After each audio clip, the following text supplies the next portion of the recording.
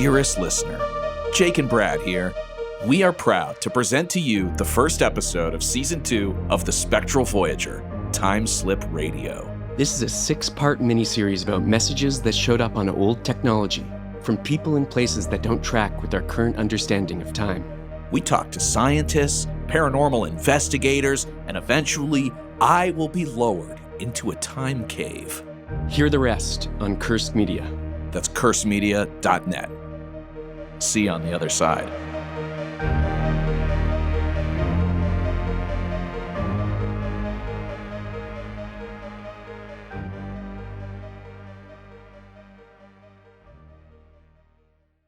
This is the first thing I have understood.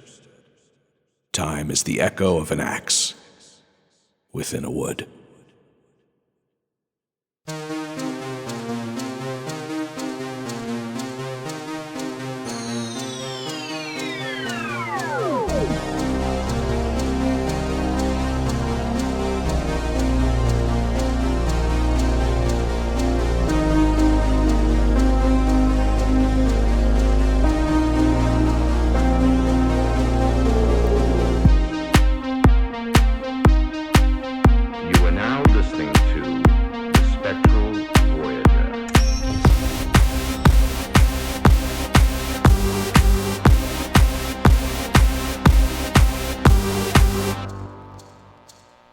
Chapter 1, The Vertical Plane.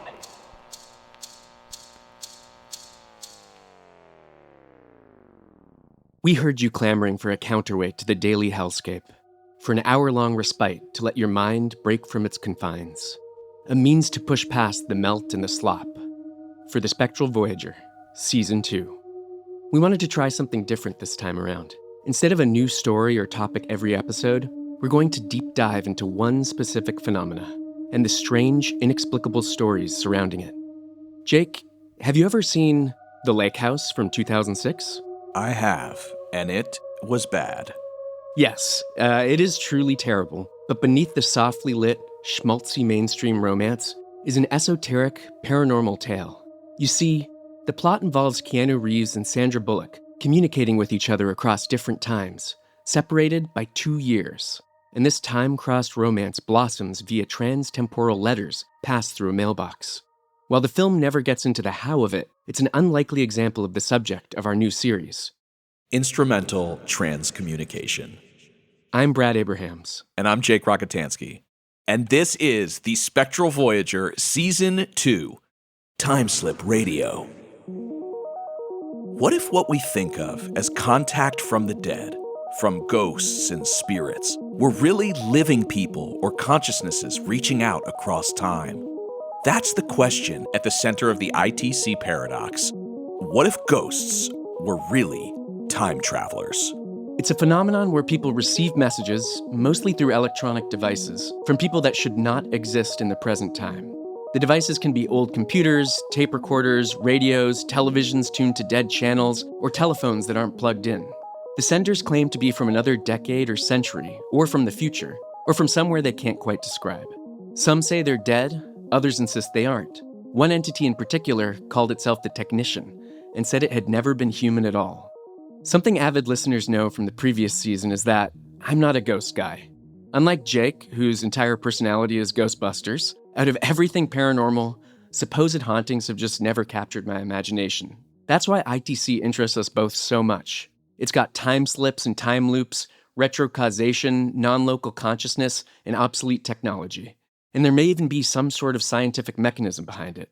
I'll also admit that the question of whether the people who've passed are still out there, whether they might be reachable, has felt a lot less academic to me lately after losing someone near and dear to me. The nature of the evidence here is also different from almost anything else in the world of sci. We're talking typed messages on floppy disks, recorded voices on tape that audio engineers can't totally account for, and phone calls that the phone company confirmed never occurred. And in a cottage in the English countryside, a school teacher borrowed a BBC Microcomputer from his school, left it running in his kitchen, and came back to find messages from someone claiming to live in that same house, but from a far different time. It's with this story where we begin today. But before we get into it, we're going to ask something of you all. Our listeners are a skeptical lot. with finely honed critical thinking skills and fortified defenses against the fringe. This is almost always a good thing. But for this series, we want you to loosen the grip a little. Let yourself stew in something strange and wondrous for an hour each week, without reaching for comforting explanations.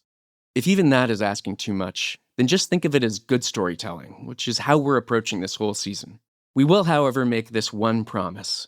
The only person mentioning anything quantum will be an eminently credentialed quantum engineer. The vertical plane. In northwest England, in the county of Cheshire, you'll find the city of Chester, one of the last English cities to be conquered by the Normans during their crusade in the 1000s. It is also the town that houses a tiny cottage where a high school economics teacher made contact with a series of people from another time, at least according to him and about a dozen other witnesses. The Vertical Plane, first published by Ken Webster in 1989, begins like a ghost story, except Ken would assure you that a poltergeist was the least of their problems. Our tale begins at Meadow Cottage in Dawdleston, near Chester. Ken and his girlfriend, Debbie, have been living at the cottage together, slowly grinding through some serious renovations, both physical and emotional. And the way Ken talks about these renovations, it's like he's going to war. Yes. I've never heard someone so put upon by some cottage renovations. Yeah, he is in a constant power struggle with the house itself in so many ways that are like very obvious, like in this dimension, and ways that are obviously not. Ken opens the story somewhat anxious and depressed. It seems as if his relationship has hit that bizarre plateau period where neither person is ready to break up nor get hitched, and so you end up skating around it all by encouraging each other's hobbies. A friend, Nicola Baguli, or Nick, as she's called, arrives for a stay at the cottage. She'll help them decorate. The atmosphere in the cabin seems chill enough. There's a room where some instruments are set up so that Ken and his friends have a creative space to work on their electronic music. If only we were able to find good tunes. I searched far and wide. This reminded me exactly like my senior year of college.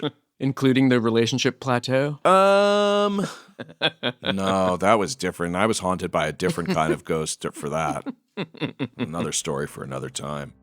The first strange thing to happen was footprints appearing on the walls in late August or September of 1984. They were sideways on the wall, traipsing between the kitchen and the bathroom, like someone following some unseen M.C. Escher staircase. The cabin's inhabitants immediately suspect a rowdy guitar player friend who has access to the cottage via the backroom music studio, but the shoe size seems too small. A size 5, they estimate. They figure it's a prank, and since they're painting over the walls anyways, no harm, no foul. It's when the footprints reappear the next day in a slightly different position that Ken, Debbie, and Nick get a little freaked out. Ken claims the footprints were 6-toed and consisted entirely of dust from the creaky wooden floor. A couple of days later, after a grocery haul had been left to sort in the morning, the group awoke to find all of the cat food tins stacked neatly in a pyramid on the countertop. Once again, the guitar player, John, is blamed, as someone in the group points out that he has a weird sense of humor. Is John the Julian of the group? Yeah, he's like, they call him like the lazy guitar player. But I mean, if it is John, that is, if he's behind this hoax, it's not lazy at all. In fact, he probably worked as much as any undergrad, studying, The stacking continues the next day, this time piling together a much more chaotic assortment of perishables and non, 2 bottles of lemonade, a bag of dry cat food, and a dinner roll. Something about the preciseness of the stacking and the randomness of objects made a feeling of general unease begin to creep through the house. Everyone was jumpy at night now, with both Ken and Deb swearing they'd been awoken by shadows lingering in a corner, only to turn on the lights and find that nobody was there. As autumn turned to winter, a feeling of restlessness permeated the quaint cottage. It did not have a lot of square footage, and so having 3 people living there simultaneously wasn't without its cons. Nick was going stir-crazy. She had quit her teaching job towards the end of the summer in the hopes of being an actor, and was always keen to pitch or brainstorm her latest sketch idea. Ken admits it is for this reason he rented one of the 8 BBC Microcomputers from his school library, so Nick could have a place to save her sketches and scripts, and Ken could remain low energy, unbothered. These microcomputers looked so cool. I think they were some of the first PCs that you could have at home. Yeah, I watched a couple commercials for them. And Ken's plan worked. Once he showed Nick how to boot up Edward and save her files to a floppy disk, if you remember those, she was off to the races. She began going down the alphabet, saving her sketches to corresponding letters and so on and so forth. One night, in December of '84, the group comes back from spending a weekend with their good friends Dave Lovell and his wife. Ken notices that the BBC Microcomputer has been left on. As he scrolls through the floppy index, he sees a bunch of Nick's single-letter files, a colleague's timetabling outlines, it was a borrowed floppy, and a new file, named strangely KDN. Ken opened it. Ken, Deb, Nick. True are the nightmares of a person that fears. Safe are the bodies of the silent world. Turn, pretty flower, turn towards the sun, for you shall grow and sow. But the flower reaches too high and withers in the burning light. Get out your bricks. Pussycat, pussycat, went to London to seek fame and fortune. Faith must not be lost, for this shall be your redeemer. So this poem, it's like kind of creepy, but also just like a bad poem too. And I'm not sure in which direction I weighed it more in. But it's like when if I got this, like if this showed up on my computer, I would definitely be creeped out. But it also seems like, it's like a high schooler's like first attempt at poetry. Right. The pussycat went to London. I'd be like, okay, which of you bozos is up to this? In chapter 2 of his book, Ken records his initial feelings after reading the message. A shiver ran down my spine that threatened to shake my feet. I caught the first 2 lines and read and reread them. The rest I didn't seem to see in those first seconds. It was obviously to us. It was appalling. I felt bad. It's not until a couple of months later, in February of 1985, that Ken brings home another computer from his school's library. Nick is back from holiday and wants to continue her sketch writing. She's on the precipice of creating an alternate cabaret show. Additionally, Ken is interested in drawing up a contract with a couple of the other musicians he's been jamming with. They're going to go out to market with a couple of tunes, and he didn't want to fight over ownership after the fact. Yeah, he's that one friend in the band that like draws up a contract for every decision. Gentlemen, the time has come. Tells you a lot about him.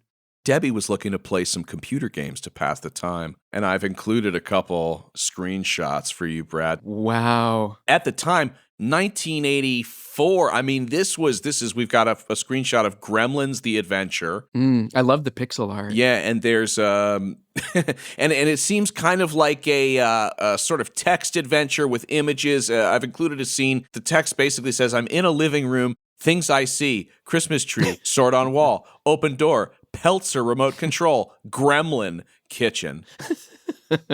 What now? Hit gremlin? This is like one of those like text games. I mean, I would have been all over this. Oh yeah. Oh, there's one for Alien too. Yeah, there's one for Alien. Cool. So when I read this in the book, I was like, what games are they playing on this thing? And then I looked it up, and there were quite a few licensed IPs, available to tinker around with. Again, one Sunday afternoon, the computer was left on while the group was out puttering around town. And when they returned, a new file appeared in the index, titled Reate, R-E-A-T-E. Ken quickly realized that whoever had made the file didn't quite understand how the software worked. One need only type the letter C from Edward's menu before a clean file name would appear. This person continued to type create as it appeared on the menu, thus naming the file as such. That's such an interesting detail. Yeah. It's odd. This new message was way different than the original cryptic poem. The spelling looked like Old English, or rather, newer English, before it was bastardized by Canadians and Americans like me and Brad. We're talking circa the mid-1500s. The message is as follows. It has not been altered for the sake of this podcast. I write on behalf of many. What strange words you speak. Although I must confess that I too have been badly educated. Sometimes it seems changes are somewhat obstructive, for many a time they disturb me sleeping in my bed. You are a worthy man who has a fanciful woman, and you live in my house. I have no wish to alarm you, for it is only since the half-witted fool ripped apart my confines have I been tormented at nights. I have seen many changes, lastly the schoolhouse and your home. It is a fitting place, with lights which the devil makes, and costly things which only my friend Edmund Grey can afford, or the king himself. It was a great crime to have stolen my house. L.W. Well, shit. I mean, that's pretty interesting. Yeah, the description of lights being made by the devil, too, makes a lot of sense, I think, for someone from the 1500s. We can discuss it more further on, but the biggest, I think, hurdle for me as I made my way through this story is imagining what this entity was experiencing from their time period, or what this person, I guess. Yeah. Ken enlists the assistance of Peter Trinders, an English teacher at his school, who he said most of the other teachers at one point, quote, profoundly disagreed with. He pored over Ken's notes excitedly in the school lunchroom one afternoon. Charge house, wraithed, barful. He was almost certain these were period-authentic words. After reading and rereading the original note from LW, Peter's final take, if it is a hoax, it's a romp. Yeah, wild romp. See, to me, this sounds like a fun-ass summer. I can't believe nobody's made this into a movie, by the way. All the beats are here. It's the biggest indication of a hoax to me is that it's too well written. A reply is drafted up by the three of them, and I believe they type the response into the same file where LW's message first appears. In the reign of Queen Elizabeth II, Dear LW, thank you for your message. We are sorry for disturbing you. What would you like us to do? Did you live on a house on this land in about 1620? Do you want us to tell you more about our time? Why write a poem? Who is Edward Grey? Is he related to the Egerton family? Do you have a family? Is the King James or Charles Stuart? What is the charge house? Was this village called Doddleston in your life? And how many families lived here? Thank you very much for your messages. Thank you for not making us afraid. Ken, Debbie, and John. The next day, there was a reply. The king, of course, he said, was Henry VIII, who was 46 years old. The timing didn't really match up. LW also signed his message with a year, marked 1521, parentheses. Now, this was not a well-known medieval idiom. Ken was a little relieved. It was looking like a hoax after all. Although, I gotta say, to be fair to LW, in like the 1500s, I believe that not everyone would know what year it was. And I also think that not everybody would know how old the king is. Sure, yeah, sure. Like, if you ask me how old Donald Trump is, I don't know. 400? I would say like 83. What year is it? I don't know, 2023. February 16th, 1985. Ken has purchased himself a Jaguar XJ6 Coupe shortly before Christmas. Yeah, I gotta say, like, about 30% of this book is about his car. Yeah. And about the drives he takes, every, like, little mechanical working of this thing, how it makes him feel, makes him angry sometimes, he loves it other times. It's a major character in this book. It's his second, potentially first love. He's in town at a local mechanic shop and the damn thing won't start. They run a heater on the engine for over an hour before getting it running and back out onto the road. Ken describes his spirits rising as he drives back towards the cottage. The car is feeling good, and if he was lucky, a new message from LW would be waiting. Ken walked into the kitchen to see the BBC monitor stacked with blocks of text. Let's fucking go. This was something. LW's next message was rich with Tudor lore, something for everyone in the gang to sink their teeth into. Peter had begun comparing words contained in the letters with the Oxford English Dictionary, a misspelling here and there, but this was looking pretty damn accurate. My goodly friend, I must needs say, how is it that there are many things of which I have no knowledge? It seems to me that if you cannot say why you were in my house, then I can no more help you than if my wits had gone. I have no kinfolk I can tell you about. My wife was taken with the pestilence, and the Lord did take her soul and her unborn son in 1517. My farm, it is humble, but it has a pretty parcel of land. It has red stone footings and clean rushes on the beaten floor. This season, I have much to do. I have to sow my barley early for my ale. It is this that is my craft, and which I am best at, I fancy. Also, I have to go to Nantwich to my known friend, Richard Wishel, whose farm is so great as to allow him a 4-year rotation of fallow. I do so envy him. He has much there, but nothing that delights me more than his cheese. It cannot be equalled by any other for pleasantness of taste and wholesomeness of digestion. My favorite detail here is the cheese. Yes, I loved this. It's the best cheese that he's ever tasted. This passage goes on, by the way, for quite some time. I mean, if you're even mildly interested in this already, I would suggest reading the book, because I've included maybe, 35% of it. There's so much that happens. Yeah. I'm trying to give you guys like the main beats so that we sort of can have a baseline from which to sort of jump off. I do like that even like 400 years ago, people are worried about their tummies when they're eating cheese. They're like, it be well known to me this delicious food caused much disturbance. But we know that this man's cheese is wholesome on the digestion. I mean, you would seek out that kind. What else is there? It's like, exactly. There's a lot less treats back then. And so something like finding a cheese that didn't give you, tummy troubles, I think is probably just crab apples. I think that's their only treat. Yeah. And now this time in this letter, he signs his first name, Lucas. Ken sat down at the small kitchen table where the computer happened to be set up and took in the message. In the background, he could hear Debbie screaming with excitement. Contact. Whatever had been haunting their house had decided to strike up a conversation by, somehow, interfacing with this library computer. Ken makes a point to mention throughout the book, throughout this entire experiment, that they were not using the same computer. There were 8 computers at the school containing the Edward chipset, and Ken said he rarely was given the same machine. Nonetheless, messages were coming through. So, here's the big question. How? Could Lucas somehow see Ken's computer through a kind of bizarre rip in time? They wanted to know.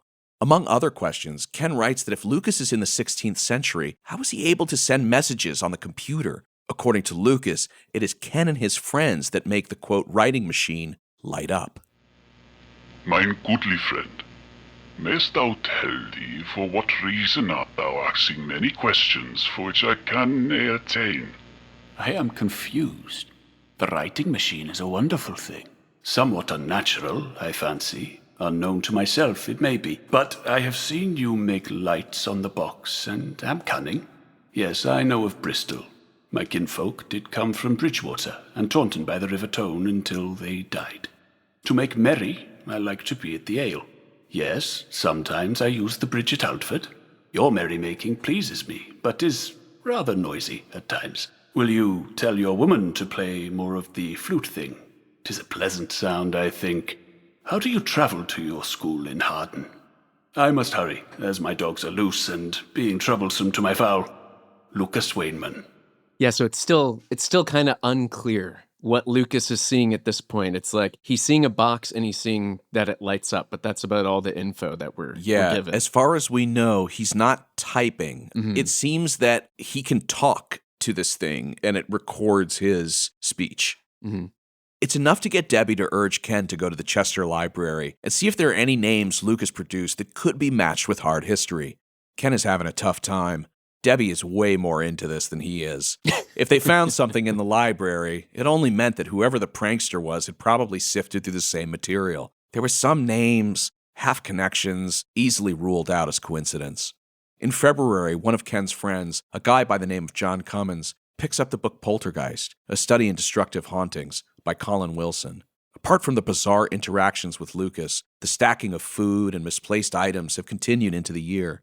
No one is sure whether the two are even related. John and Debbie come up with a theory that the cottage might be constructed on crisscrossing ley lines, leading to a heavy electromagnetic disturbance, ultimately fueling the haunting. Pretty solid theory. Yeah. Ken begins to discuss the matter with his students and has them spend a reasonable amount of time and effort drawing maps to search for patterns. The economics professor at the high school is pilling all his students. I'm telling you, this is a movie. This is a movie. In fact, a lot of people at the school, both students and teachers, were pretty aware of what was said to be happening at the cottage, and many offered to help in any way they could. It was a community effort. It's also like, small town, sure, like rural-ish England. Not much to do, I imagine. February 27th, 1985. Ken has been helping Debbie move into her own house in East Green. The poltergeist activity was really ramping up. Chalk marks had appeared on one of the old wooden columns, and a lot of it seemed to center around Debbie, who was only 19 years old at the time. They hadn't even had a computer in the house. It was tucked safely away somewhere deep within the school library. Exhausted from the move, Ken returns home that evening to find the Meadow Cottage in moderate disarray, pots knocked off hooks, a scarf flung about, a tie pushed up against the door, pieces of the newspaper scattered on the cottage floor. In the center of it all was the floppy disk Ken had labeled Lucas W., where all of the pair's communications had been saved. It had been knocked off of the shelf and out of its sleeve. Ken sees this as a clear sign that whatever is occupying the same temporal space wants to keep talking. Again, Ken rents the computer, this time with the specific intention of contacting Lucas. At this point, they had it down to an almost science. The computer sat on the table by the refrigerator in the kitchen.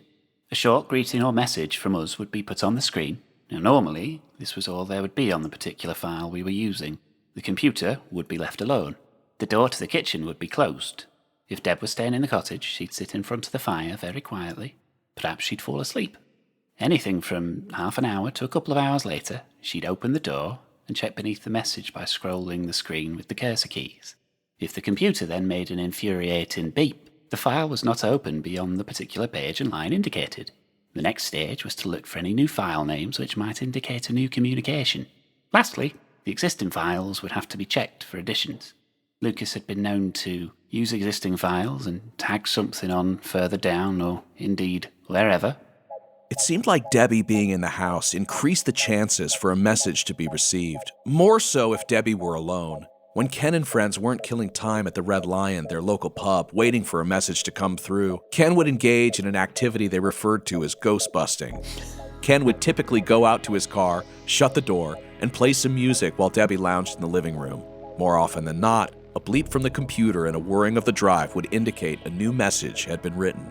Over time, the group decides this is not the spirit of a dead person, but rather someone alive and well, living in the same house 400 years in the past. Lucas says he enjoys listening to Debbie's saxophone playing, and on more than one occasion writes a message regarding something said in the kitchen or living room, as if their voices were somehow the ghosts of Lucas's reality. Lucas admits that his servant thinks he's out of his fucking mind. Yeah, I just love, this is one of the sort of images or ideas that really made me want to do this series, is this idea that, you know, what we think of is of being haunted and experiencing a haunting is to the other entity or the other person in another time, we're the person haunting him or them. It's such a fascinating kind of mindfuck. Folks, we're doing Interstellar and Ghostbusters. Welcome to the Spectral Voyager Season 2. Let's fucking go. Exactly what I wanted. Got my wish.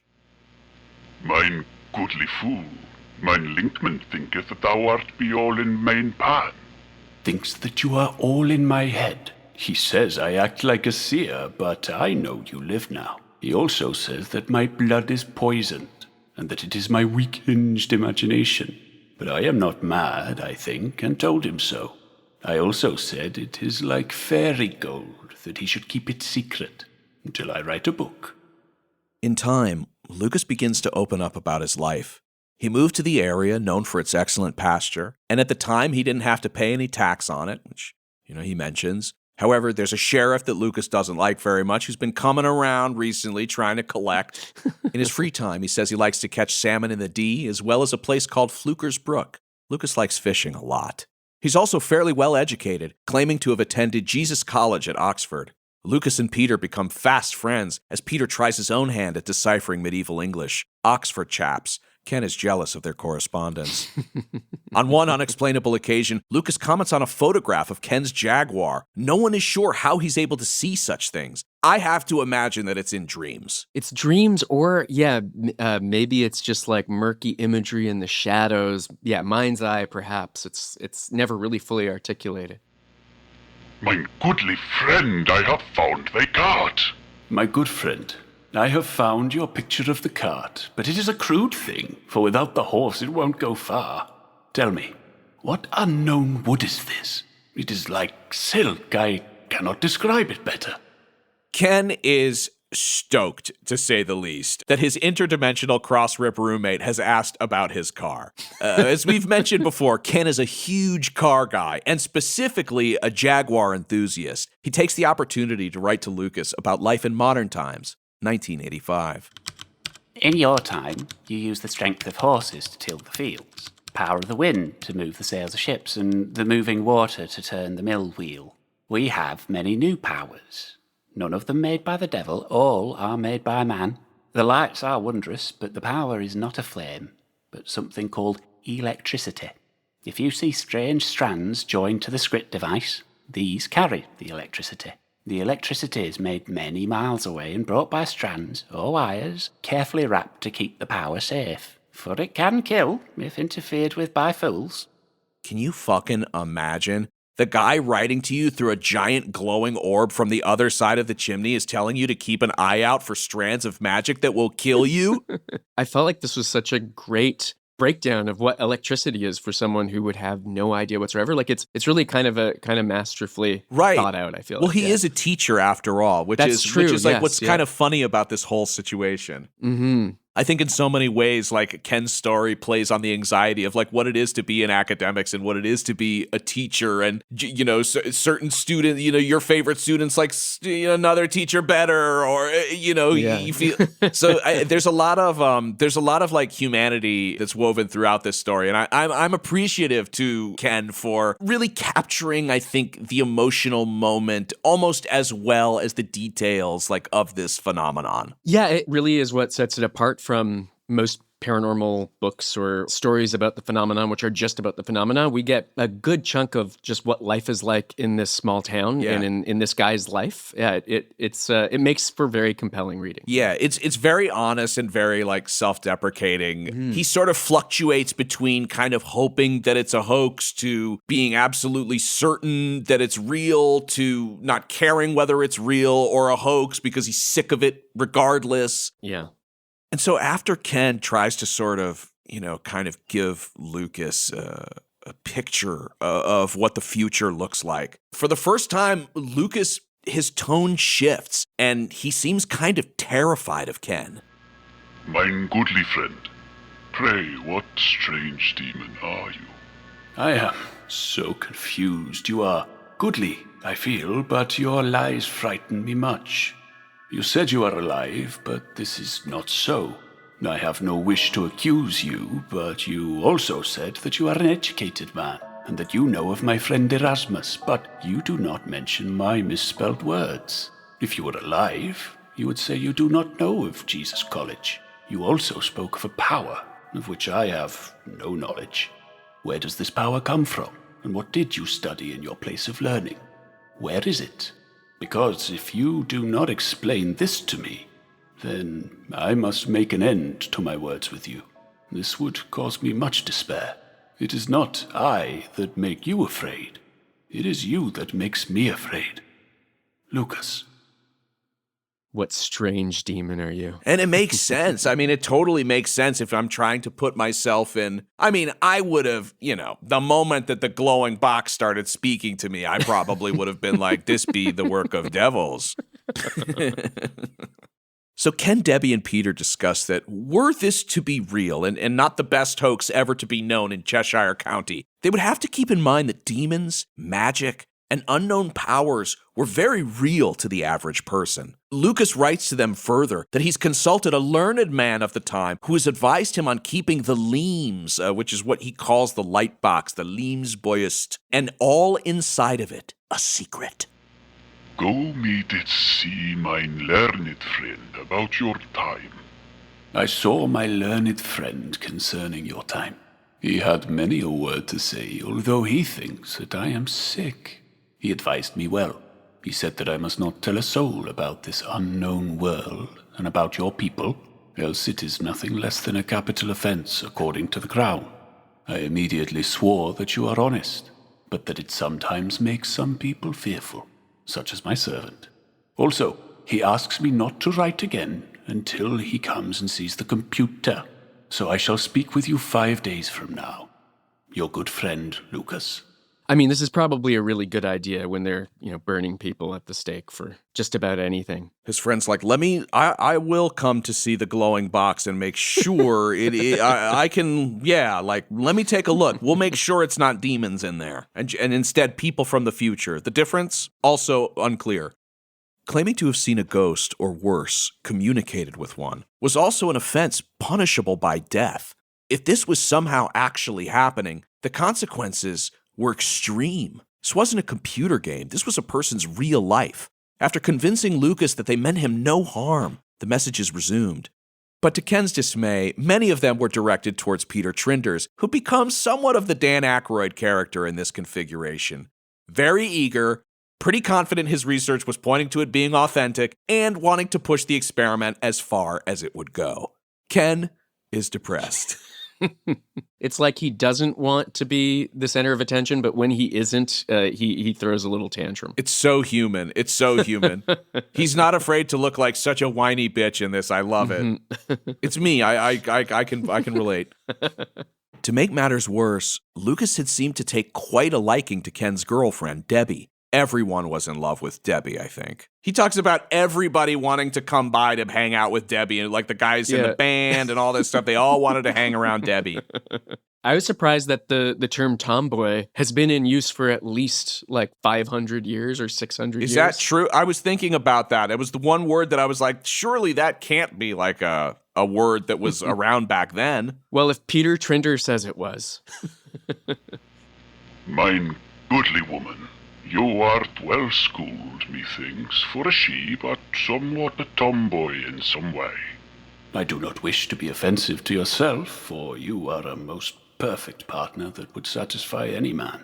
But you must know your place and serve my friend well. Next you will say you have a cart tiger, or can travel on some unnatural bird. Please, ask your man if I can have words with the man you call Peter, for I may speak with him in my own language. It is difficult to read the words that you write.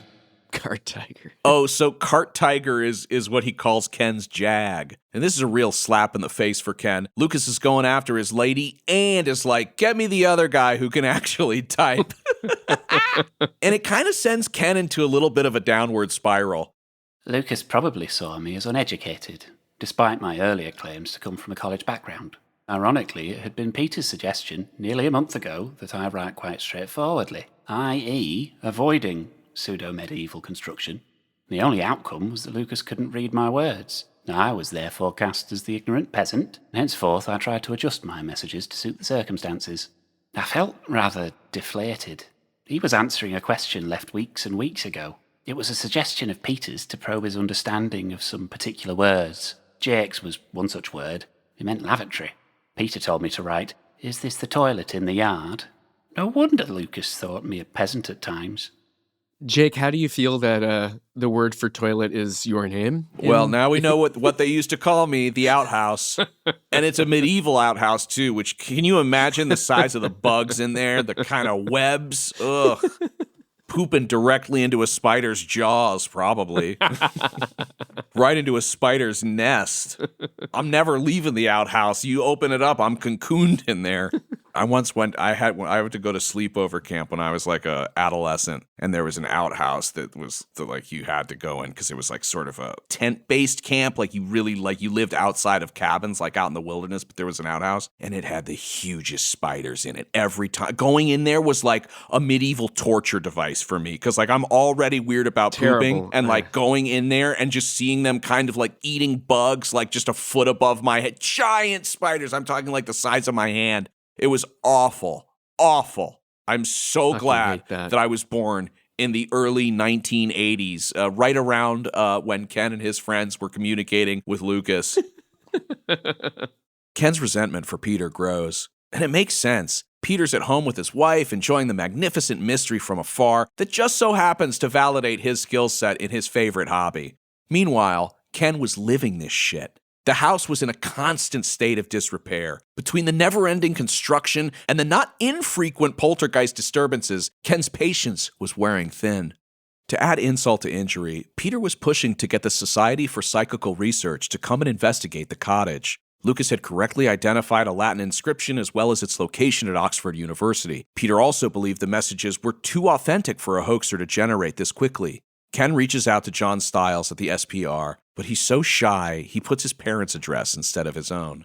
The correspondence with Lucas was creeping out into the real world. Ken writes in his diary that he kind of wishes he was just having a normal summer. It's this Lucas business, and the plans for the next building work. I can't concentrate.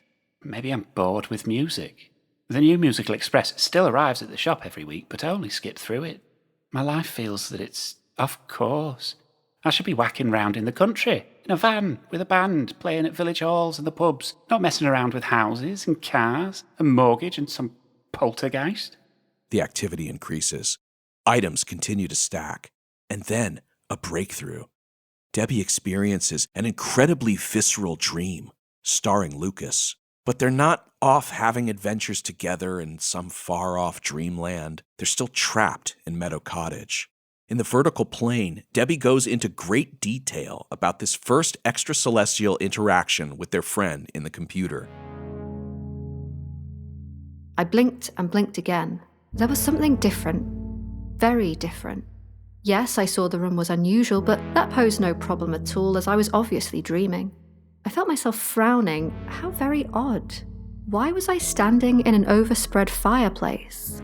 Another intrusive idea squeezed itself into my confusion and took possession of my thoughts, a picture of Alice in Wonderland trying very hard to reach the bottle from a giant table way above her head. As I took a step forwards out of the fireplace, a movement to the right of me caught my attention. It was a man, a poorly dressed man whose presence was unpredicted. How odd this dream. I reproached myself for not being able to think of any words to describe my feelings other than odd. Strange indeed, maid. The man spoke with a thick accent and a look of complete surprise in his eyes. He placed some kind of hammer down on the large, primitive table, then stood up in obvious bewilderment. Had he heard me think, or did I speak? Why had I never had this problem in dreams before? I usually get a choice as to whether I'm heard or not. So I thought that this was interesting because this starts to kick off a number of dreams where Debbie and Lucas begin to interact. And we'll talk about one a little bit later, but it's weird. It's less dreamlike and more like she is appearing like a ghost in his world. His time. Yeah. Yeah, and then the subsequent messages seem to reference these dreams and what's happened in these dreams. Very interesting. Mm-hmm. What if ghosts were just two timelines kissing? Peter Trinders heads to Oxford to do some more snooping around, hoping to match Lucas's words with historical consistency. Unfortunately for Peter, he arrives on the campus on April 1st. And he has a very hard time getting anyone to take him seriously. The Brasenose College librarian, Robin Peedle, has mercy on Peter and displays a genuine interest in tracking down Lucas's records. It's mostly a bust. There are some names Lucas is given that appear in the school's record, but Lucas himself is nowhere to be found, at least in the pages of history. Back at the cottage, it felt like they were making real progress. Lucas's friend, the learned man, had come to investigate the Leams himself. At the same time, in 1985, John Bucknell and Dave Welch from the Society for Psychical Research arrived in Chester to investigate Meadow Cottage.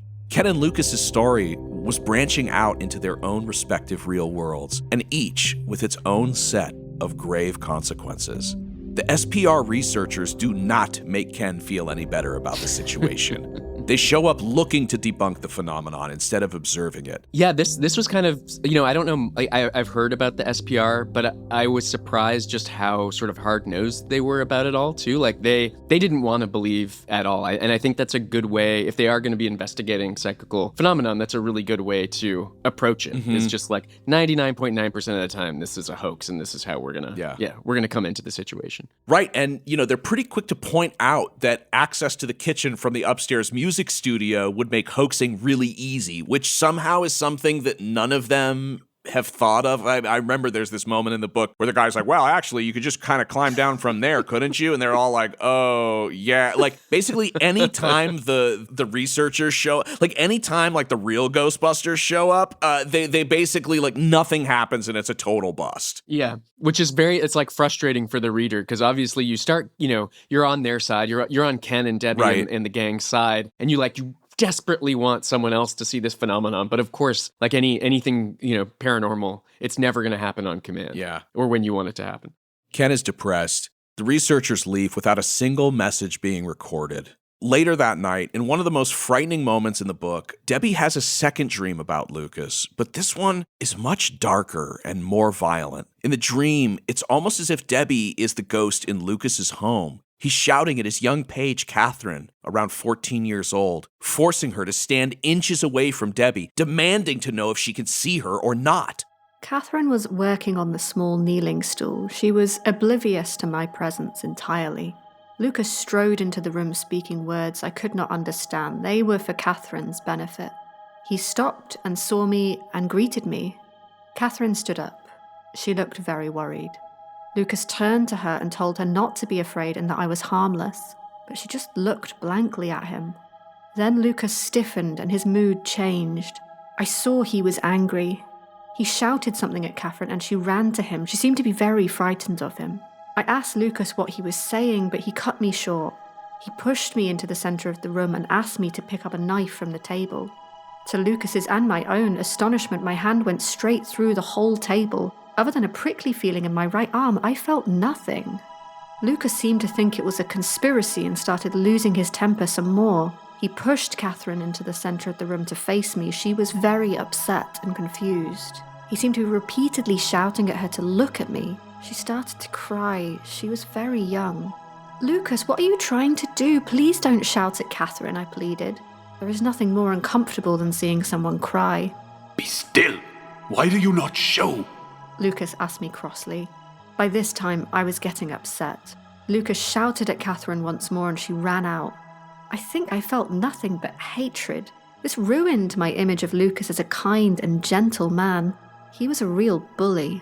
In my upset and temper, I said something, but I can't remember what. Perhaps I was too upset to hear myself, but it really upset Lucas. He turned away to face the shelves. His arms were crossed. He gave out a little whine and just closed his eyes. I couldn't tell whether he was crying. I went to move closer, but without looking at me, he pointed to the chimney. He wanted me to go. I was so mixed up and so confused, but I still hated him. I walked to the chimney and found myself, once again, back half asleep near the cottage fire, waiting for messages or a distant sound of thunder. I thought this was, really scary. This reminded me kind of like a Mike Flanagan-style horror scene, you know what I mean? Yeah, and also just up until this point, Lucas has seemed like a pretty benevolent figure. And then this kind of paints him as having some sort of explosive temper. And then just the whole, I don't know much about this era, but the idea that you have a 14-year-old girl as your live-in page or something. Lucas's sure. wife has died, right? Yes, she died yes. of the plague or something. The pestilence, yeah. Pestilence. And now he has this a 14-year-old girl, but apparently this was very normal at the time because there were so many orphans, and he educated us about this. A lot of live-in children. Yeah. If you weren't family, you felt some kind of duty to mop the floors and sort of leaven the bread to sort of pave your way for this stranger allowing you to live in their cottage. Yeah, exactly. With ghosts, and it goes horribly for Catherine. Oh God, yes.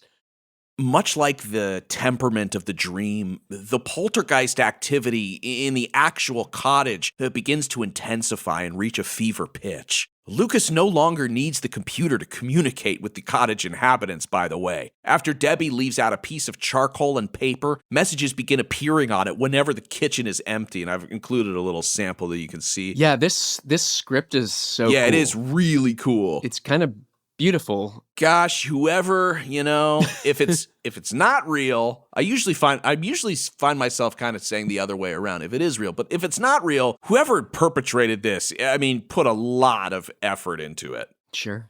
And if that isn't creepy enough, Debbie arrives home one day to find all of the furniture stacked in the center of the cottage. Did you see? So at the end of the ebook that we had, they had photos documenting all of this. Did you see those? I did see those. Yeah. Yeah, the stacked furniture. It was actually oh fuck, that would not be easy to do. Yeah, no, it's legit. Uh-huh. A legit stacking.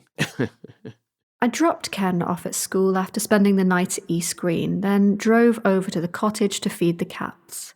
It was 9 a.m. It was not until I walked up the path to the front door that I sensed something was very wrong. Perhaps it was the cats sitting on the garden wall watching me, rather than circling my feet as they usually do, which prompted this unease. I turned the key in the lock and pushed the door open.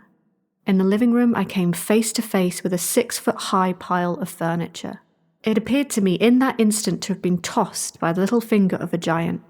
Instantly, I took a step back and out of the door and slammed it shut. The cat still watched me in silence from the wall. I didn't know quite what to do. By the end of April 1985, something has changed in Lucas's tone. He's fearful, not of the people in 1985, but from his own time. Word has spread of the Leemsboist, and there are whispers around town that Lucas and his page Catherine have been consorting with devils. As his messages grow more desperate, Ken, Peter, and Debbie try as best they can to come up with some kind of historical detail, something that can prove to the sheriff that they are real and not some type of witchcraft. The baking begins. They knock on Peter's door at 11 p.m. that night, hoping the three of them can come up with a way to save Lucas. Peter interprets the verse left for Lucas is to mean that the three of them, Ken, Deb, and Peter, must find a way to communicate with the king, potentially via the sheriff. If they could sift through the region's history and warn the king of a future plot, something of value, potentially Lucas could be let go. This is so movie-brained, isn't it? I know, it's so movie-brained. I love it. On the way home that night, around 2 a.m., Debbie bursts out laughing. She says, "We're trying to save a man from the 16th century. Can I tell my friends, when they ask what I've been doing? Oh, just trying to save a lovely chap who's been dead for 4 centuries from this thicko sheriff. We were up all night finding out how to do it, too. What'll they say?" Deep in his research, Peter digs up dirt on a guy named Henry Mann, a political rival of the sheriff, and claims he's found evidence that he once wrote to Elizabeth Barton professing his allegiance to her. As she'd end up being executed in 1534 for treason, Peter thinks it might be of some value to the king. They admit to Lucas it's not much, but it's the best they've got. Lucas says it's too late. He goes before the court tomorrow, and even if the sheriff could benefit, he has no sway once the matter goes to court. Lucas asks for a final message of his to be published in Ken's book about their communications. Mine goodly friend, to all people concerning good friends Ken, Peter, and Debbie. Although I am long dead in your time, I would like you to believe that my friends are not furies nor devils, but great men and a good woman who write this book not for themselves, but for your better understanding. Although many foolish people will turn away from this unknown thing, those that can learn will find great knowledge if you do not turn away from what is true. The people of my time cannot learn, for we are thrown in prison for thinking and reasoning on what is not explained, so we learn only what the crown will teach, and not what there is to be learned. I am a man of God's book, but I will die for this very reason. I pray you understand me, for life is too short to go to God with nothing learnt. Farewell, my good, honest friends. May your God receive you, and long live Oxford. Lucas. So, pretty intense. Yeah, I mean, it's a death of someone who has become their friend, but also they are, I guess, responsible for it in a way. Definitely. I mean, had Ken never brought the computer home, I mean, this guy would still be, eating the best cheese in the region. Exactly. With wholesome digestion. Yeah, he'd still be feeling good. And he's gone. A new person begins to message them from within the Leems. A man calling himself John, a friend. The same learned friend Lucas had brought to see the box? Unclear. He tells the group that Lucas has been arrested by the sheriff. He also informs them that the sheriff would very much like to speak with Ken, Debbie, and Peter. However, when anyone from their time attempts to move the Leems, it fades and disappears. So I thought that was kind of interesting, that depending on who's around, especially Lucas says if people who don't believe, like skeptics, when they come around, and even the SPR field officers, Lucas says that when that guy's in the house, because he can kind of sense what's going on in their time, he says the light fades. So like a Richard Dawkins sort of person would not be able to see the Leems. A Travis View would not be able to see the Leems. I guess Travis and his ilk kind of dim the light of the world, is what they're saying. To their surprise, after a couple weeks, Lucas reappears. He's been released from the dungeon. It seems like the sheriff, John Foulshurst, has put Lucas on some kind of home arrest so that the Leems may continue to shine bright. He's not out of the woods yet, but he's been spared the executioner's block for now. Mine 3 true friends. I do weep so that I am again free to be with my friends, again at least for a short time. It is wrong that I cannot hold you close, but am only to show such love for my friends on the Leams. I know you as well as my own family, since your time was open to me. Before that, I never knew friendship so true, though it is over many years of change, and we are so often confused. But I need your words, so that I may take comfort from them. I must rest so that I may speak with you tomorrow, or else I will make no sense of my words to my good friends. I need time to weep. Lucas. I felt like palpable relief when Lucas returned. I was really sad, this idea that he'd been like hung for using a computer. Yeah, I know. Oh my God. And Lucas is sort of, he's the most kind of sympathetic, well-rounded character in the book. Yes, yes. And in the coming days and weeks, the cottage crew would have loving communications with their dear medieval friend. Lucas would once more write Debbie a love poem. Deb, mine sweetest of all the creatures. Please do not be so upset, for it overwhelms me with sorrow that you think I do not wish to speak with you. From the time I first saw you, I was choked by my own breath, for although your fashion is unknown, I must say I was full of melancholy. I think it would be quite wise not to think of such conversation with you, and ignore my feelings of love. Ken is a good man, who I also love. Do not show this to Ken, and say no more on this matter. My foolish love to you, maid. Lucas. And then, towards the end of the book, we get the kind of, I would say, like M. Night sort of reveal, where Ken and the gang learn more from Lucas about how the lightbox initially came to him. Mein brother Ken, me dost thank you for yon worden. Them hath given mine selves goodly stead. I thank you for your words. They have given me base upon which to understand the Leams. I now tell you about what you might call an antic. Catherine was sleeping in the chimney seat, so I went over to pick her up and carry her to her bed, when I saw a green light shining from the walls of my chimney, and from this light stepped what I thought was the devil himself. I never feared for my soul so much in my life, but so afraid was I that I couldn't move away from this strange messenger. He said, "Fear not, good Thomas. You are starred to be a great man if you do not have fear, but keep your faith strong." Then, after other words which I do confess were not like devil talk, he was gone, leaving the Leams, which appeared to be the same as your computer. I immediately woke Catherine, but she didn't see the Leams, nor hear me speak with the metaphysical person. But she said, "You, silly Thomas, were in your dreams. Now don't frighten me with your disturbed thoughts." So, to mope, I did, for there shone the Leams, but Catherine saw it not. I was so worried for my sanity that I spoke the Lord's Prayer all night, but it would not go, but sat with glee, unseen by all but myself. Then, 2 days afterwards, Catherine was singing in the chimney, by the fire, and Leams, and I saw that her words appeared on it. So when Catherine went walking, I tried verses myself, and other words, and gained knowledge about the Leams. Do you want more about the Leams?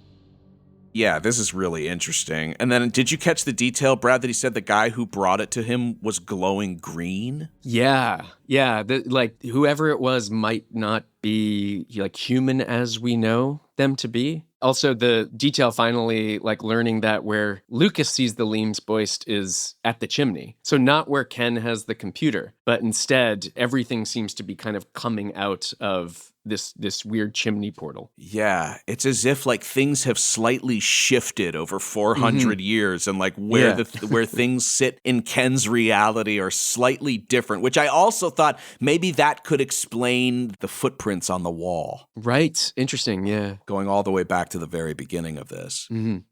So in a further exchange with Peter Trinders, Lucas asks if he and his friends live in the same year as the man who brought him the light box. Peter tells him that they live in 1985, and Lucas is like, no, that's not where the other guy's from. They said they're from the year 2109. What? And so it's a big kind of like record scratch moment where you find out like there's somebody else that's communicating through the computer. And you go back and look at the very first message, that sort of like weird poem. It's basically, they realize that it can be attributed to this entity that they jokingly kind of call 2109. In fact, the way that Ken first starts communicating with it is he's like so pissed. He's like at the end of his rope. He thinks that he's being hoaxed and he like sits down on the computer and he's like, hello, 2109, like, basically kind of like trying to bait them. And they get this response. Ken, Deb, Peter, we are sorry that we can give you only 2 choices. 1, that either you have your predicament explained in such a non-rhyme way that you may have instant understanding, but cause what should not be to happen. Or 2, try to understand that you 3 have a purpose that shall in your lifetime change the face of history. We, 2109, must not affect your thoughts directly, but give you some sort of guidance that will allow room for your own destiny. All we can say is that we are all part of the same God, whatever he, it, is. 2109's tone is a lot different than the others who have spoken or attempted to speak through the Leams. Their tone is smug, almost taunting, and chock full of pseudoscientific explanations, as well as riddles of frequencies and signals. And they also seem to misspell every other word inexplicably. Yeah, their spelling is horrible. And Ken, when 2109 starts speaking through the computer, Ken is basically like, okay, like this is definitely a hoax because like the spelling is so bad. Yeah, or non-corporeal entities just don't care about spelling. Yeah, maybe like once you've passed over, that just becomes, inconsequential. 2109 repeatedly positions themselves as intermediaries who can see or manage the link between Ken's present and Lucas's past, but they're not very helpful. Ken often sees them as noisy meddlers, as opposed to someone enriching the communications between him and Lucas. There's even one point where Lucas suggests moving the physical BBC microcomputer to a different part of the kitchen, believing that the slight shift in positioning might keep their comms secret from 2109. Sadly, this does not work, and eventually 2109 returns, telling them that they should contact a, quote, brilliant researcher and ufologist Gary M. Rowe. He is further along than they are studying the phenomenon, it says, and may be of some assistance, but only if Peter Trinders reaches out to him. I mean, this story, I was like kind of all in from the start, but as soon as ufologist entered the fray, it's like, wow, it's ticking every single box now. And the future people in the box are telling them to come. I mean, I guess it's no different than the 1985 future people in the box telling Lucas to contact the sheriff. Exactly. I guess it's just one, a couple generations removed. Yeah. So Peter does contact Gary Rowe, and he shows up at the cottage with all sorts of professional-looking equipment, claiming he'll be able to monitor the cottage and try to get a better understanding of the messages. Then, inexplicably, 2109 begins dealing with Gary in a bizarrely exclusive way, forcing Ken to use sealed envelopes titled, "For Gary's Eyes Only." They warn against Debbie and Ken being pushy or rude to Gary, implying he serves some greater purpose in the whole thing. It's a great way to trigger Ken, too, because this is exactly what rubs him the wrong way, as being left out of something. Yes, and Webster, of course, doesn't trust Gary, who seems to be on his own side quest. 2109 later tells Ken after Gary leaves that Gary will still fail despite his superior knowledge. Ken's basically left not knowing what to believe. There's somewhat of a eureka moment where 2109 shares celestial coordinates to draw attention to a solar event they believe to be visible in Ken's time. The SPR researchers are quick to point out that the coordinates are backward, but a friend of Ken's, Frank Davies, realizes that from a galactic perspective, i.e., someone looking at our planet from outside of it, the coordinates make sense. Ken has maintained that a hoaxer would not think of this detail. Yeah, maybe. That doesn't really make that much sense to me, but what do I know? What do any of us know? Lucas is eventually freed for good from the clutches of the sheriff. Apparently, Peter's tip about Bishop Man is something of value, and Lucas returns free to live in the cabin for a short time because the land is about to be turned over to the Governor. The Grosvenor. And when Ken and his friends ask, like, what became of Catherine, because Lucas had said earlier that there had been rumors going around that she had been taken and burned at the stake as a witch. Lucas does tell them that is true, that Catherine has been murdered. A really dark turn. Yeah. Fellow Ken, I may have returned, but Catherine be brent. Friend Ken, yes, I have returned. But Catherine is burnt. You said there were no burnings in Chester, but it is otherwise. For there are many for so-called uncleansed souls that have been taken this way by the people of my time. The king's men only shrug at this practice and look the other way. Catherine was a good maid, and I brought this on her. She was perfect and did not know the corruptness of man and such that could harm her, for I did all I could to keep her from these wretched people. My sweetest, sweet Catherine, you will never leave my thoughts. I was so unhappy to hear this. I remember the sorrow and pain we'd felt when Lucas himself had been taken. I remembered it had been my responsibility to say whether these communications should continue. Because they had continued, I had helped destroy his Catherine. She was only 14.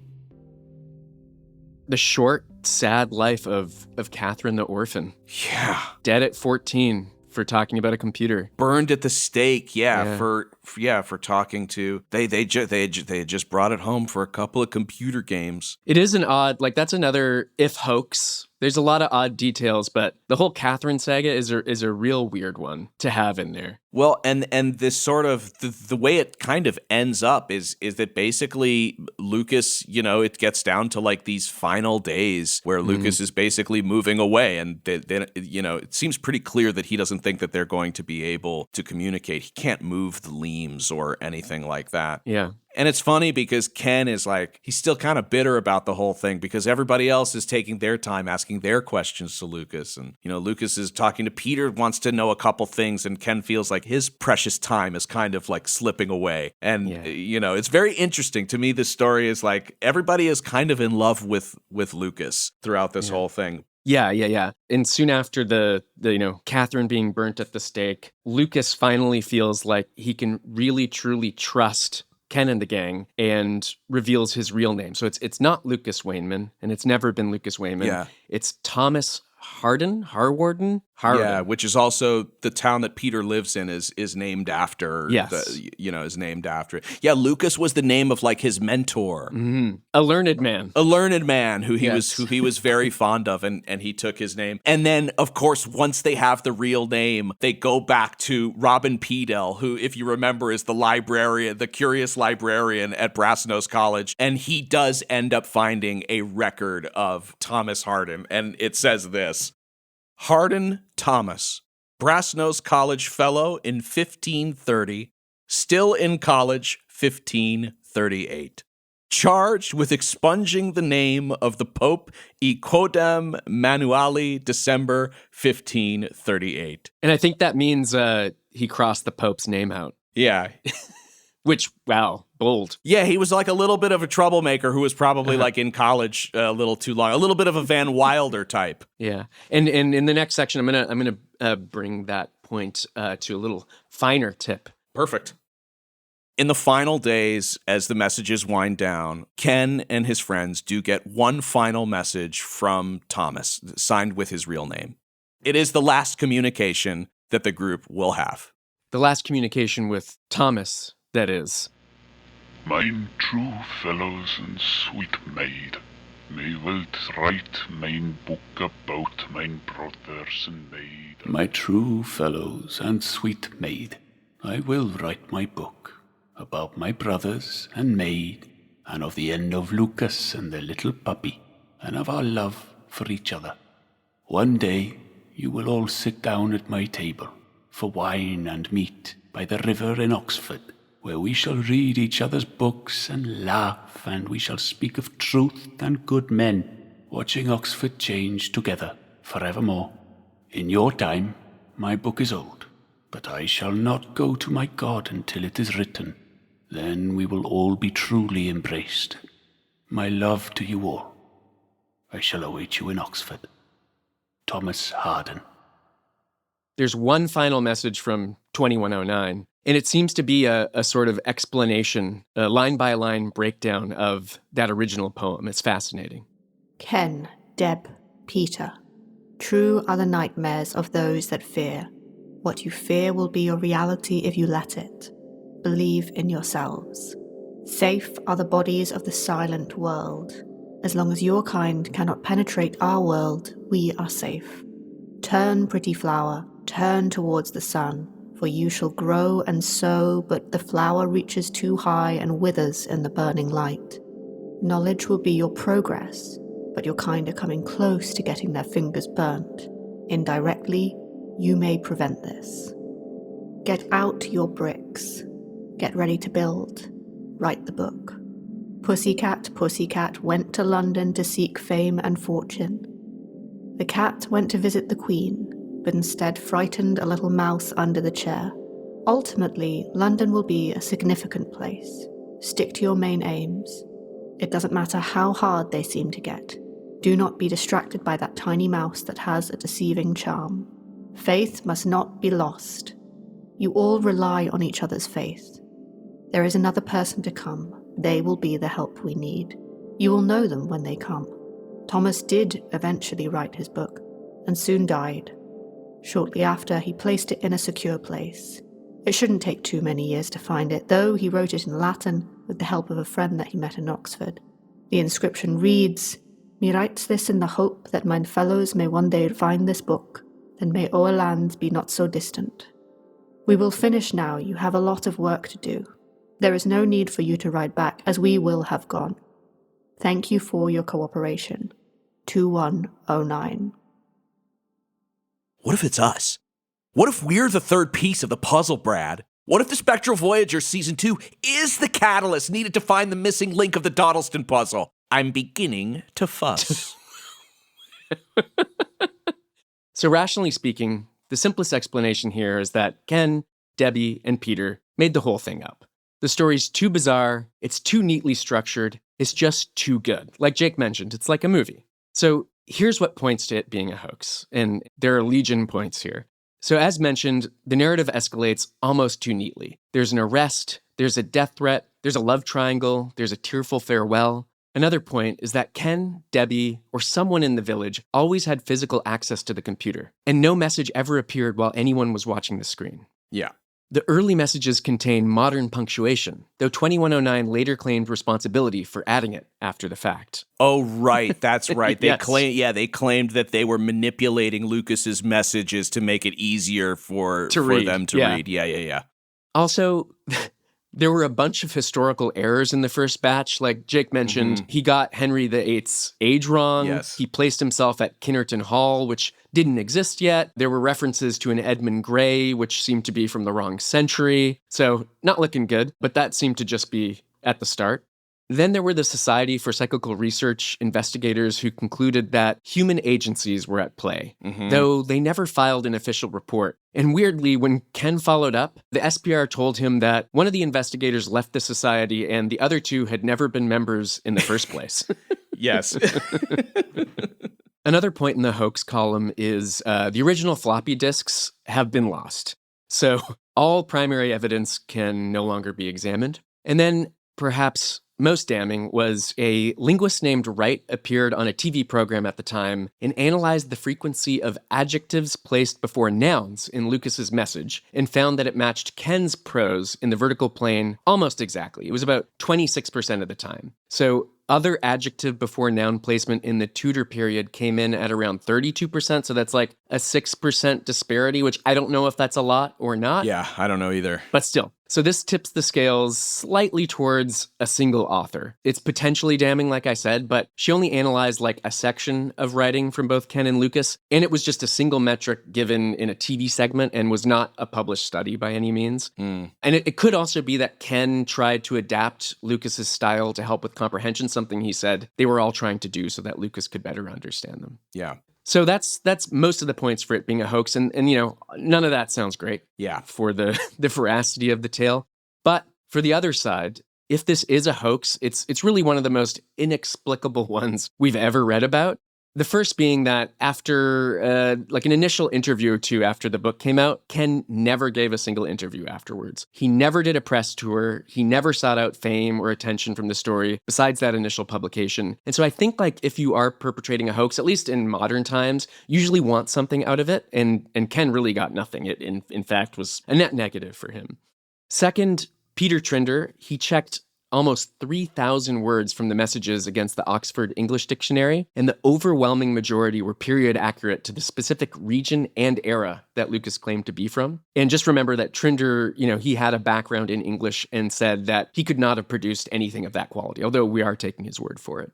Linguists noted that dialect forms pointed to a specific region and generational profile in the southwest of a middle-aged man that isn't achievable by working backwards through a dictionary. So you'd have to know how people in that place and time spoke, not just the words they used, which that to me is very fascinating.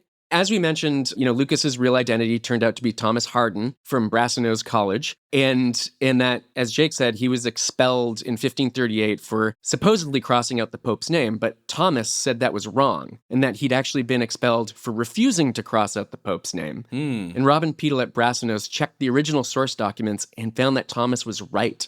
The published story had it backwards. That's pretty... Yeah, a hoaxer would have had to locate and read an unpublished primary source that contradicted a standard reference to plant a correction that no one would ever think to check. That is very bizarre, and it's like a sort of pathological hoaxer at play here. Yeah, I have never run into anything that is so 50% bullshit and 50% believable. I am so on the fence, and I think that's why we chose this particular story as kind of a jumping off place for yours and my investigation into this idea that we've got ghosts miscategorized. Yeah. And then lastly, in 40 years, that's how long this has been or more, no one has come forward to claim credit, confess involvement, or been identified as a hoaxer. That's wild. As we're seeing now, even the Patterson-Gimlin film is starting to be revealed as a hoax. Yeah, so no collaborator has broken ranks. There's not been a deathbed confession, and sadly, Peter Trinder has died. And as one researcher put it, who would be arsed and why? So after the book came out, Ken and Debbie did some limited press and television, and the television networks did thoroughly vet they were who they said they were before publishing anything. The response was immediate ridicule and accusations of fraud. It damaged Ken's career as an academic and economist, and he disappeared completely to this day. Peter Trinder, who authenticated the language, like I said, sadly died in 2019, and the SPR now says they have no record of the investigation ever taking place. Which is weird. There's weird stuff with the SPR because there's also a weird footnote in the book that one of the investigators just disappears one day and a new guy is replaced. Yeah. And 2109 is very interested about the new guy. His name is Nick, I think. They're to find out what you can about that guy. Who's that guy? Who's that new guy that's here? Very suspicious of all this stuff. So there's a whole lot. And it really gets into the weeds. Yeah, and so basically nearly every sort of thread that you could verify to be able to either debunk or prove this story is gone. It's just gone and gone dark. But Debbie did surface on a forum years later in a Facebook group and wrote, Ken nor myself have had any experiences before or since the Dodleston phenomena which would be regarded as paranormal. Both Ken and I are now living fairly normal lives and feel very privileged to have had such an experience. To this day, we really are no closer to any answers on the whole thing, and believe me, we have continued to search. So that's the final word on the vertical plane story. Well, there's actually one more thing, Brad. In 1987, the same year the Dodleston messages ended, a couple in Luxembourg named Maggie and Jules Harsch-Fischbach received a message through their own equipment. They were ITC researchers, completely independent from anything happening in Cheshire. The message was marked 2105, and it told them to contact someone called Ken Webster. They'd never heard of him. This is the first thread connecting Dodleston to the wider world of ITC, and it's where our series goes next. So this was just one fantastical case, but the story of ITC goes a lot further than Dawdleston. Here's what's coming in the rest of Timeslip Radio. A Swedish filmmaker records birdsong and hears his dead mother's voice on the playback. He spends the next 28 years making recordings. A couple in Luxembourg build a receiving station in their home and start getting phone calls, faxes, and television images from a group of entities from beyond. A man in rural Germany gets over 300 messages on a Commodore 64 plugged into nothing but a wall outlet. A researcher catalogs phone calls from the dead and ends up a cold case murder himself. And in Italy, a man conducts live sessions with a broken radio for decades in front of hundreds of witnesses. Researchers pull the vacuum tubes out, but the voices keep coming. These cases are about one part of this season. We sit down with neuroscientists, quantum engineers, and veteran paranormal investigators to hypothesize about what the hell is going on. And by the end of the series, Jake and I are going to peel ourselves off of our well-worn podcasting chairs and find ourselves somewhere we really shouldn't be. In the next episode of the Spectral Voyager Season 2, we start trying to understand this as both an engineering and a consciousness problem. Until then, listeners, see you on the other side.